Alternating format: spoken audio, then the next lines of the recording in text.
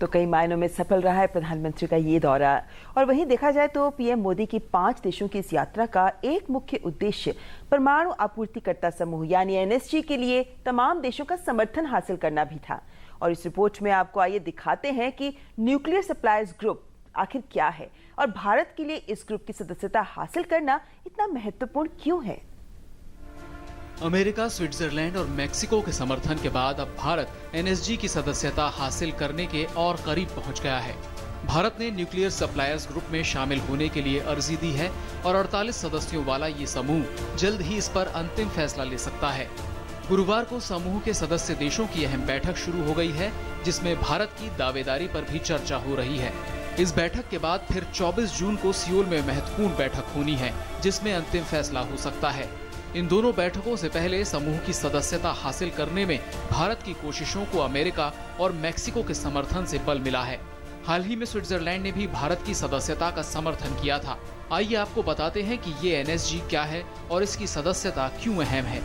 NSG 48 देशों का समूह है जो परमाणु संबंधी चीजों के व्यापार को संचालित करते हैं। एनएसजी की स्थापना मई 1974 में भारत के परमाणु परीक्षण के बाद हुई। एनएसजी ऐसे देशों का संगठन है जिनका लक्ष्य परमाणु हथियारों और उनके उत्पादन में इस्तेमाल हो सकने वाली तकनीक, उपकरण, सामान के प्रसार को रोकना या कम करना है। एनएसजी यह सुनिश्चित करता है कि परमाणु सामग्री का इस्तेमाल बिजली बनाने जैसे शांतिपूर्ण कामों के लिए हो।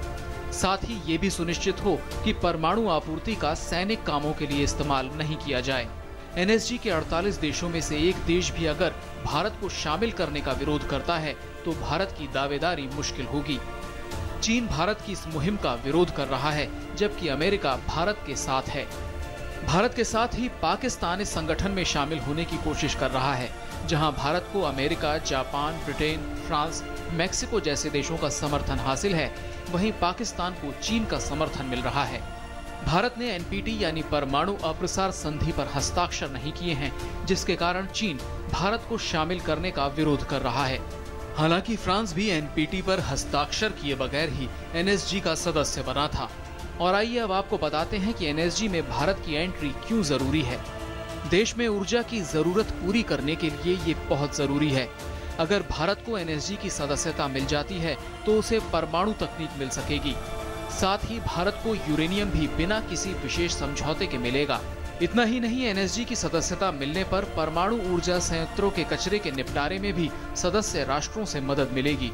अब देखना यह है कि तमाम बड़े देशों के समर्थन के बाद भारत को एनएसजी की सदस्यता के मसले पर कितनी कामयाबी मिलती है। TD news.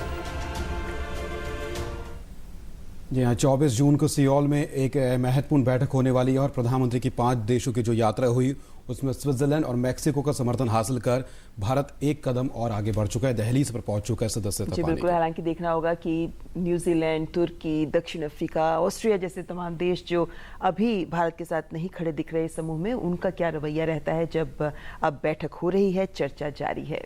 खुले तौर पर चीन का ही विरोध अभी फिलहाल तो सामने आया है। देखना होगा कि 24 तारीख को क्या कुछ सामने निकल कर आता है।